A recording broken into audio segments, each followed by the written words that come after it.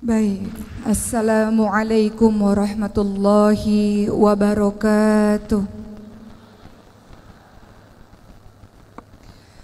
Alhamdulillahi rabbil alamin, wabihi nasta'in ala umuri dunya waddin, wassalatu wassalamu ala ashrafil anbiya'i wal mursalin, wa ala alihi wa sahbihi ajma'in, amma ba'd.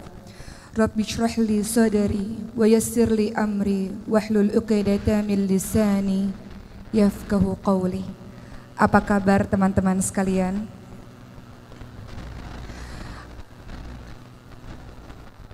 Masya Allah, apa kabar jiwanya pada hari ini? Apa kabar iman pada hari ini? Sudahkah terisi dengan membaca ayat suci Al-Quran di qiyamu lail malam atau di pagi hari tadi? Apakah sudah di-charge keimanannya dengan senantiasa banyak berinteraksi dengan Al-Quran di hari ini? Teman-teman sekalian, ada banyak kisah mengenai para sahabat-sahabat Nabi yang berhijrah di jalan Allah Subhanahu wa Ta'ala. Membicarakan mengenai hijrah, mungkin di kepala kita langsung teringat tentang kisahnya Umar bin Khattab radhiyallahu anhu. Mungkin teringat akan kisahnya Mus'ab bin Umair radhiyallahu anhu. Mungkin teringat akan kisahnya Sa'ad bin Abi Waqqas radhiyallahu anhu. Atau mungkin dengan sahabat-sahabat lain. Namun hari ini saya ingin menceritakan sebuah kisah seorang tokoh yang sangat menginspirasi kita dalam proses hijrahnya yang sangat luar biasa. Namanya adalah Abdurrahman bin Auf radhiyallahu anhu. Mengenal kata Abdurrahman bin Auf, yang ada di kepala kita adalah seorang konglomerat yang sangat kaya raya. Abdurrahman bin Auf lahir 10 tahun setelah kelahiran Rasulullah SAW, dan termasuk di antara salah satu sahabat Rasul yang paling awal masuk ke dalam agama Islam, atau kita kenal dengan nama As-Sabiqunal Awwalun, bersamaan dengan sahabat-sahabat lainnya lewat tangan atau lewat dakwah dari Abu Bakar As-Siddiq radhiyallahu anhu. Beberapa orang yang termasuk dalam golongan As-Sabiqunal Awwalun, atau yang termasuk golongan orang-orang yang pertama kali masuk Islam selain Abu Bakar As-Siddiq radhiyallahu anhu, selain Khadijah binti Khuwailid radhiyallahu anha, selain Ali bin Abi Thalib, selain Zaid bin Harithah, selain Ummu Aiman, juga sahabat-sahabat lain seperti Abdurrahman bin Auf, Thalhah bin Ubaidillah, Sa'ad bin Abi Waqqas, Abu Ubaidah bin Jarrah, dan masih banyak lagi. Bagaimanakah kisah Abdurrahman bin Auf menginspirasi hidup kita, teman-teman sekalian? Ketika beliau pada akhirnya memasuki agama Allah Subhanahu wa Ta'ala, berhijrahnya secara kafah, secara menyeluruh. Tidak berhijrah secara setengah-setengah. Tidak mengambil ini aku mau lakukan, ini aku tidak mau lakukan, tidak. Beliau berhijrah bersama dengan beberapa sahabat lainnya ke Habasyah, sampai kemudian beliau berhijrah menuju ke kota Yathrib, Madinah pada tanggal atau tahun 13 kenabian. Proses hijrah inilah yang menginspirasi hidup kita. Beliau kaya raya luar biasa, harta kekayaan sangat banyak. Namun ketika beliau hendak menuju ke Yathrib Madinah, orang-orang kafir Quraisy menghadang Abdurrahman bin Auf dengan mengatakan, engkau boleh pergi untuk menuju ke Yathrib Madinah, tapi seluruh hartamu akan kami rampas. Atau engkau tinggal di kota Madinah, engkau tetap hidup dengan kekayaanmu yang berlimpah ruah. Maka tentu saja apa yang dikatakan oleh Abdurrahman bin Auf, tentu aku akan tetap pergi berhijrah walaupun aku menjadi jatuh miskin sekalipun. Hal ini juga ditanyakan kepada para keluarga dan istri dari Abdurrahman bin Auf. Kalau kalian mau menuju ke Madinah, kalian jatuh miskin, seluruh harta kami ambil. Tapi kalau kalian tetap berada di kota Mekah dengan agama lama kalian, kalian bisa hidup enak seperti ini. Sayangnya keluarga dan istri Abdurrahman bin Auf hendak tetap tinggal di kota Mekah. Sehingga Abdurrahman bin Auf pergi menuju ke Yathrib Madinah tanpa istri dan keluarganya. Kehilangan harta kekayaan yang banyak, kehilangan istri dan keluarganya, pergi demi kecintaannya kepada Allah dan Rasulnya, pergi untuk membuktikan hijrahnya memang secara kafah, secara menyeluruh, pergi ke Yathrib Madinah untuk membuktikan Allah dan Rasulnya lebih dicintai daripada yang lain-lainnya. Maka sampai di kota Yathrib Madinah dalam keadaan tidak memiliki harta. Hartanya adalah baju yang dipakainya saja. Kemudian Rasulullah mempersaudarakan antara orang-orang muhajirin, orang Mekah yang berhijrah, dengan orang-orang yang Yathrib Madinah atau kita sebut dengan orang-orang Ansor. Orang Ansor atau kaum Ansor yang paling kaya raya di Yathrib Madinah namanya adalah Sa'ad bin Rabi' al-Ansari radhiyallahu anhu. Kaya raya. Kemudian Sa'ad bin Rabi' radhiyallahu anhu mengatakan kepada Abdurrahman bin Auf, "Wahai Abdurrahman, hartaku sangat banyak dan aku punya 2 orang istri. Saya tahu kamu jatuh miskin dan sendirian. Oleh karena itu saya berikan setengah harta saya untuk menolongmu dan saya ceraikan 1 istri saya, istri yang baik, istri yang salihah. Tunggu masa iddahnya, setelah itu engkau bisa menikah dengannya untuk menemani hari-harimu." Apa yang dikatakan oleh Abdurrahman bin Auf dengan kebaikan yang diberikan oleh sahabat orang Ansor ini? Apa jawaban beliau? Semoga Allah memberkahi dirimu, semoga Allah berkahi hartamu, semoga Allah memberkahi keluargamu. Cukup tunjuki saja kepada saya di mana jalan menuju ke pasar. Beliau menghargai kebaikan yang telah diberikan oleh Sa'ad bin Rabi', tapi beliau tidak ingin bergantung kepada orang lain. Beliau ingin berdiri di atas kakinya sendiri. Maka kemudian beliau menuju ke pasar, ke pusat bisnis yang ada di kota Madinah. Dan beliau mulai berdagang tanpa modal. Beliau mencari peluang apa yang kira-kira bisa saya lakukan untuk menghasilkan. Agar dengan penghasilan tersebut beliau bisa berdiri di atas kaki sendiri, tidak meminta-minta. Bahkan mungkin harta yang dimiliki bisa untuk membantu agama Allah Subhanahu wa Ta'ala. Maka beliau mulai berpikir apa yang bisa dilakukan. Salah satu yang beliau lakukan adalah menjual barang dagangan milik orang lain. Dan tak perlu waktu yang sangat lama, Abdurrahman bin Auf diberikan kelebihan oleh Allah. Apapun yang disentuhnya seolah-olah bisa berubah menjadi emas. Saking hebatnya beliau dalam berdagang. Maka dalam waktu yang cepat Abdurrahman bin Auf bisa mengembalikan pundi-pundi kekayaannya karena keahlian bisnis yang sangat luar biasa. Dengan kerja keras, dengan ketekunan, dengan kejujuran, Allah mengembalikan harta Abdurrahman bin Auf lewat jalur perdagangan. Dengan harta yang semakin hari semakin banyak, Abdurrahman bin Auf memberikan banyak hartanya di jalan Allah Subhanahu wa Ta'ala. Terkadang beliau berpikir dan ketakutan, harta kekayaan yang sangat banyak ini khawatir membuat beliau lama dihisap oleh Allah Subhanahu wa Ta'ala di hari akhir nanti. Maka beliau memberikan terus-menerus di jalan Allah Subhanahu wa Ta'ala harta yang dimilikinya itu. Niatnya ingin mengurangi harta, justru karena bersedekah pundi-pundi pahala terus mengalir dan pundi-pundi rezeki keuntungan perdagangan terus semakin banyak. Pernah pada suatu ketika terjadi sebuah perang Tabuk. Pada saat itu seluruh umat Islam datang untuk menuju ke perang Tabuk tersebut melawan orang-orang Romawi. Pada saat itu panen kurma sangat banyak sehingga kurma-kurma tidak laku terjual karena membusuk. Abdurrahman bin Auf ingin menolong teman-temannya, ingin menolong sahabat-sahabatnya. Maka beliau membeli seluruh kurma busuk yang tidak laku dijual tersebut untuk tujuan menolong. Maka apa yang Allah berikan kepada Abdurrahman bin Auf? Niat untuk mengurangi harta justru karena sodakoh. Tiba-tiba ada seorang pasukan dari negeri yang lain mengatakan, Abdurrahman bin Auf, kami mencari kurma busuk kemana-mana karena raja kami memerlukannya untuk obat. Kami beli dengan harga yang sangat tinggi. Ternyata mendatangkan keuntungan yang berlipat-lipat. Pernah pada suatu ketika saat Rasulullah SAW telah wafat, teman-teman sekalian. Pada suatu ketika di kota Madinah yang tenang, tiba-tiba debu naik ke atas langit, tiba-tiba terdengar gegap gempita yang sangat luar biasa sampai semua orang keluar dari rumah dan mengatakan, apa ini? Siapa yang datang? Kenapa terjadi heboh seperti ini, ramai seperti ini? Lalu seseorang berkata kepada Aisyah istri Rasul, itulah 700 kafilah dagang milik Abdurrahman bin Auf. 70 kendaraan yang seluruhnya berisi penuh barang dagangan emas-emas yang sangat banyak milik Abdurrahman bin Auf. Maka Aisyah pun mengatakan, saya teringat dengan perkataan Rasul, Abdurrahman bin Auf memang dijamin masuk syurga bersama dengan sahabat-sahabat lainnya. Namun ia masuk syurga dengan merangkak hartanya yang sangat banyak, membuat ia jalan merangkak menuju ke syurga Allah Subhanahu wa Ta'ala. Mendengar hal ini, maka Abdurrahman bin Auf sangat ketakutan karena Allah berikan harta yang banyak kepada dirinya, diberikan lagi harta-hartanya di jalan Allah. Bahkan Abdurrahman bin Auf pada saat itu memberikan setiap orang yang ikut dalam perang Badar 400 dirham setiap orang. Utsman bin Affan, orang yang kaya raya saja, menerima pemberian dari Abdurrahman bin Auf. Utsman bin Affan mengatakan, hartanya Abdurrahman bin Auf adalah berkah, hartanya adalah halal, dan ini adalah sebuah kebersihan, sebuah kesembuhan.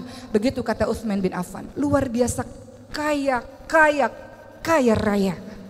Namun sedekahnya sangat luar biasa. Namun di balik seluruh kekayaannya, sang konglomerat ini hidup dengan sangat sederhana. Kalau ia bergabung dengan pelayan dan hamba sahaya, orang tidak tahu mana majikan, mana pelayan. Saking sederhana sekali penampilan dari Abdurrahman bin Auf. Sederhana dalam hidupnya. Pernah beliau berpuasa, kemudian diberikan makanan yang enak oleh anak-anak buahnya. Lalu Abdurrahman bin Auf menangis dan mengatakan, Mus'ab bin Umair adalah orang yang lebih mulia daripada saya. Namun matinya dalam keadaan kain kafan tidak cukup untuk menutupi tubuhnya. Ditarik ke kepalanya terlihat kakinya, ditarik kain kafan ke kakinya terlihat kepalanya. Hidupnya miskin seperti itu, padahal beliau adalah orang yang sangat mulia. Hamzah bin Abdul Muthalib orang mulia, cuma matinya, wafatnya juga dalam keadaan tidak berharta, dalam keadaan mengenaskan dalam perang Uhud. Rasulullah di detik-detik wafatnya juga bersama dengan keluarganya tidak pernah memakan makanan yang enak. Saya khawatir kebaikan ini disegerakan oleh Allah di dunia, kenikmatan ini disegerakan oleh Allah di dunia, sedangkan saya tidak tahu bagaimana kedudukan saya nanti di hari akhir. Jadi beliau menangis ketika harta kekayaan makanan enak diberikan di hadapannya, takut luar biasa. Abdurrahman bin Auf bukan orang sembarangan. Tidak hanya sekedar konglomerat, beliau adalah orang yang juga ikut berperang di jalan Allah. Beliau ikut perang Badar, beliau ikut perang Uhud, beliau ikut seluruh peperangan yang dilakukan oleh Rasulullah SAW. Tidak hanya ikut berperang, tapi beliau juga adalah orang yang senantiasa berdakwah, mengajak orang lain kepada agama Allah Subhanahu wa taala. Pada saat zaman Umar bin Khattab mengumpulkan beberapa sahabat, 6 orang untuk menjadi pengganti setelah nanti beliau wafat. Salah satunya adalah Abdurrahman bin Auf, dan seluruh sahabat menunjuk Abdurrahman bin Auf yang paling layak menggantikan Umar bin Khattab. Apa kata Abdurrahman bin Auf? Saya mengundurkan diri untuk menjadi salah satu calon dari khalifah. Beliau tidak mau. Beliau merasa sahabat-sahabatnya jauh lebih mulia dibanding dengan dirinya, walau semua orang menunjuk kepada dirinya. Beliau mengundurkan diri, dan kemudian para sahabat mengangkatnya menjadi seorang hakim. Yang apabila Abdurrahman bin Auf menunjuk seseorang, maka para sahabat pun akan mengikuti perkataan dari Abdurrahman bin Auf.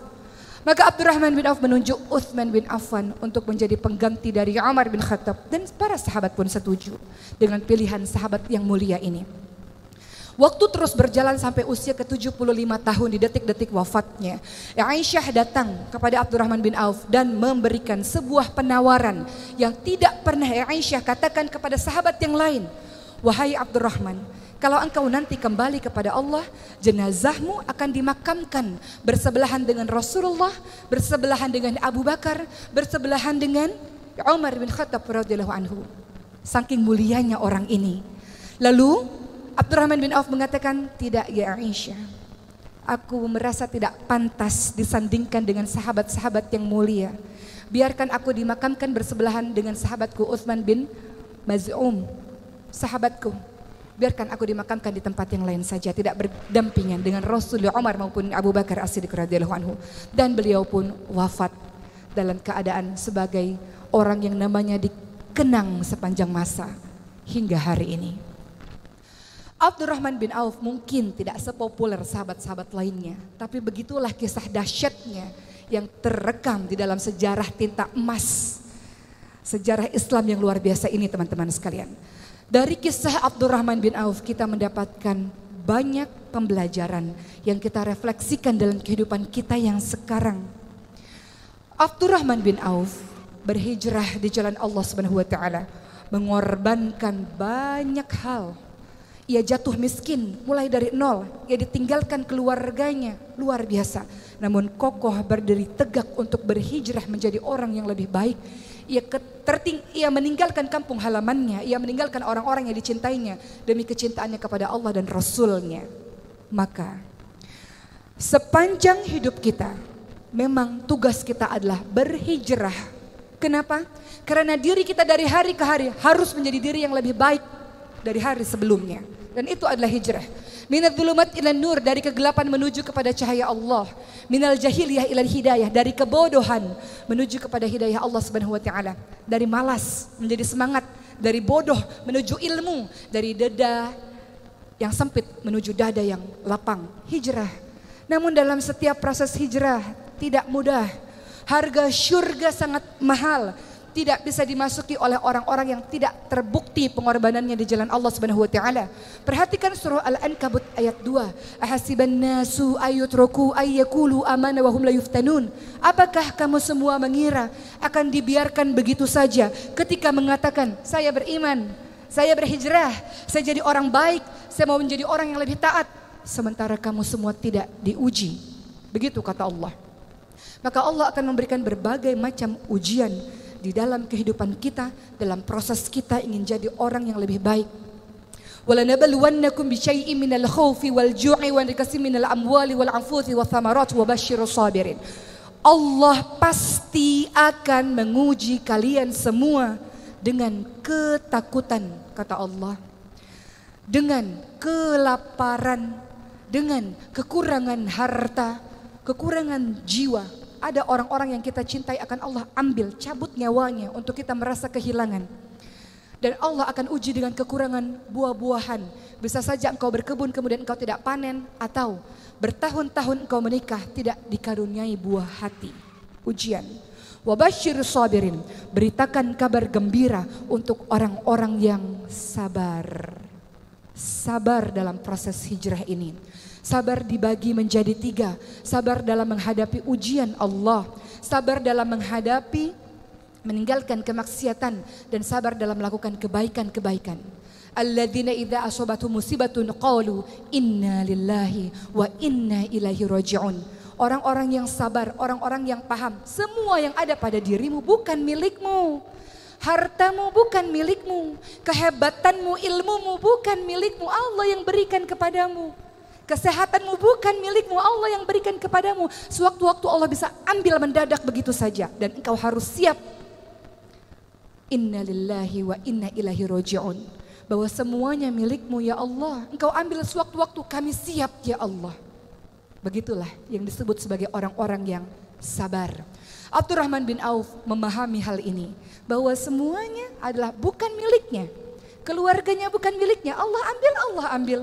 Hartanya bukan miliknya, Allah ambil. Kehebatannya dalam berniaga bukan miliknya. Maka dia bersyukur dengan ilmu kekayaan yang dia miliki, dia berkontribusi menolong agama Allah. Karena dia tahu semua bukan miliknya, sewaktu-waktu Allah ambil, Allah bisa ambil. Abdurrahman bin Auf mengajarkan kepada kita teman-teman sekalian, sabar dalam setiap episode kehidupan yang terjadi kepada diri kita. Karena begitulah yang dinamakan sebagai ujian keimanan. Namun ingat, ujian bukan hal yang sedih-sedih saja. Perhatikan surah Al-Ankabut ayat 35. Wahai manusia yang mengatakan kenapa dia tidak diuji? Dia hidupnya enak, kaya raya, keluarganya bahagia, tapi tak pernah sholat. Kenapa dia tidak diuji? Itu ujian teman-teman sekalian. Kullu nafsin dha'iqatul maut wa nabluukum bisyarri wal khairi fitnah wa ilaina turja'un. Semua yang bernyawa mati. Apa yang engkau sombongkan, engkau akan mati. Dan Allah akan mengujimu dengan keburukan, kesedihan, air mata, keterpurukan. Juga Allah akan mengujimu dengan kebaikan, kekayaan, kehebatan, popularitas, jabatan yang tinggi, posisi yang hebat di mata masyarakat. Dan hanya kepada Allah lah kamu sekalian kembali. Maka bagi siapapun yang menyangka dia enak hidupnya tidak pernah diuji, sementara dia tidak sholat tapi Allah berikan kebahagiaan, dia adalah mengalami yang dinamakan dengan istidraj. Jebakan dari Allah Subhanahu wa taala. Allah beri banyak kenikmatan kepadanya, dia lupa kepada Allah, tak bersyukur kepada Allah, Allah balas nanti di hari akhir. La in syakartum la azidannakum wa la in kafartum inna adzabi lasyadid. Kalau bersyukur Ilmu yang engkau punya bersyukur, berikan kepada orang lain. Kehebatan yang engkau punya bersyukur, berikan kepada yang lain. Harta bertumpuk-tumpuk yang engkau punya bersyukur, sedekahkan kepada yang lain. Allah akan tambahkan nikmat. Kalau tak bersyukur, azab Allah pedih. Allah bisa ambil sewaktu-waktu darimu dengan begitu cepat. Tapi kalau bersyukur, Allah tambahkan nikmat. Begitulah teman-teman sekalian. Maka sabar dalam proses hijrah ini. Dan hijrah bisa istiqamah teman-teman sekalian. Ketika pertama, innamal a'malu binniyat. Engkau niatkan betul-betul karena Allah, bukan ikut-ikutan tren, bukan karena teman ikut kemudian kita ikut, bukan. Niatkan karena Allah. Imam Malik rahimahullah mengatakan, segala sesuatu yang engkau lakukan karena Allah akan berketerusan. Allah bantu dalam proses hijrahmu. Tapi segala sesuatu yang engkau lakukan bukan karena Allah, Allah bikin dia putus di tengah jalan. Maka minta sama Allah, ya Allah, apa yang aku lakukan niatkan betul-betul hanya karenamu ya Allah. Niat karena Allah. Kedua, cari teman-teman yang bisa membantumu menuju ke jalan Allah. Engkau boleh berteman dengan siapapun teman-teman sekalian, tapi engkau harus bersahabat dengan orang-orang yang membuatmu taat kepada Allah. Engkau lihat wajahnya saja engkau merasa semakin taat kepada Allah Subhanahu wa taala. Perumpamaan orang yang menjual minyak wangi, kata Rasul, siapapun yang berteman dengan penjual minyak wangi kecipratan wanginya. Siapapun yang berteman dengan pandai besi kecipratan baunya atau apinya. Seseorang tergantung dengan siapa dia bergaul. Seseorang akan bergantung dengan agama teman-temannya. Maka pilihlah teman-teman yang baik seperti Abdurrahman bin Auf. Bergaul dengan Abu Bakar, bergaul dengan Uthman, bergaul dengan Arqam bin Abil Arqam. Ketiga, engkau bisa istiqamah dalam berhijrah kalau engkau terus menambah dirimu dengan ilmu. Yarfa'illahu alladhina amanu minkum waladhina utul ilma darajat. Al-Mujadilah ayat 11. Beriman, berilmu, belajar terus-menerus tentang agama Allah ini. Allah akan tinggikan engkau beberapa derajat teman-teman sekalian. Jadilah pribadi-pribadi yang berilmu, terus menuntut ilmu, terus baca buku, terus datang ke kajian-kajian keislaman supaya istiqamah. 4. Cara engkau istiqamah dalam proses hijrah ini teman-teman sekalian adalah berdoa.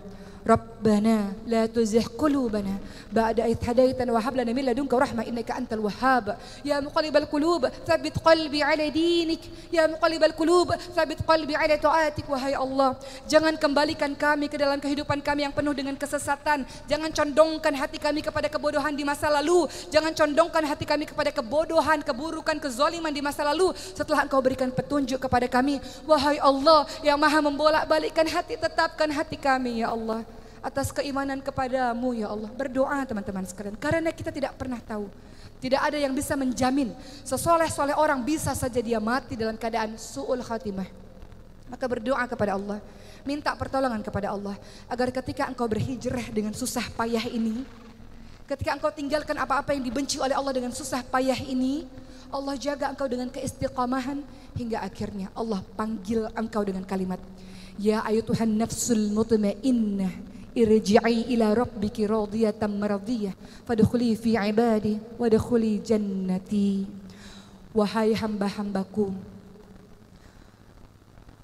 masuklah ke dalam golongan hamba-hambaku, masuklah ke dalam syurgaku. Wahai jiwa-jiwa yang tenang, Allah Subhanahu wa taala menginginkan agar jiwa-jiwa yang tenang kita-kita ini yang kita berharap termasuk dalam golongannya dimasukkan ke dalam syurganya Allah Subhanahu wa taala. Allah ingin kita termasuk golongan hamba-hambanya yang dipanggil dengan kalimat wahai jiwa-jiwa yang tenang. Mati kita nanti, kita berharap husnul khatimah. Jiwa-jiwa yang tenang, yang ruhnya diambil oleh malaikat seperti kendi yang mengucurkan air dengan lembut dan ruh itu dibawa ke langit. Dan pada akhirnya merasakan kenikmatan syurga Allah Subhanahu wa taala. Maka teman-teman sekalian, pada akhir tausiah saya pada hari ini, kita kembali mengenang kisah Abdurrahman bin Auf dengan keistiqamahannya, dengan tawadhu'nya yang sangat luar biasa. Tawadhu,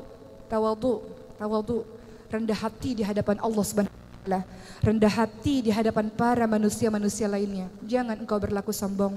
Wa ibadur rahmanil ladzina yamshuna 'alal ardi hauna wa idza khatabahumul jahiluna qalu salama. Hamba Allah yang Maha Pengasih adalah mereka yang berjalan di muka bumi ini dengan tawadhu, dengan rendah hati. Dan ketika ada orang-orang jahil menyapa mereka, qalu salama. Ucapkan kalimat-kalimat yang baik, ucapkan kalimat-kalimat yang penuh dengan kesantunan. Jadilah hamba-hamba Allah yang menolong agama Allah sebagaimana Allah menolong kehidupanmu berkali-kali teman-teman sekalian. Jadilah seorang hamba-hamba Allah yang kokoh dalam keimanannya, sabar untuk jadi orang-orang baik, dan ajak teman-temanmu untuk menjadi baik bersama-sama. Karena engkau semua, kita semua digelari dengan kalimat kuntum khairu ummah ukhrijat linnas ta'muruna bil ma'ruf wa tanhauna 'anil munkar. Kamu sekalian adalah umat terbaik yang dilahirkan untuk manusia, yang punya tugas mengajak manusia lainnya kepada kebaikan dan mencegah manusia lainnya kepada keburukan. Selamat menjadi diri yang istiqamah, selamat menjadi diri yang sabar insyaallah, dan mudah-mudahan kita semua termasuk golongan hamba-hamba Allah yang masuk ke dalam syurganya Allah bersama para nabi, orang-orang yang siddiq dan orang-orang yang saleh insyaallah. Wabillahi taufiq wal hidayah. Wassalamualaikum warahmatullahi wabarakatuh.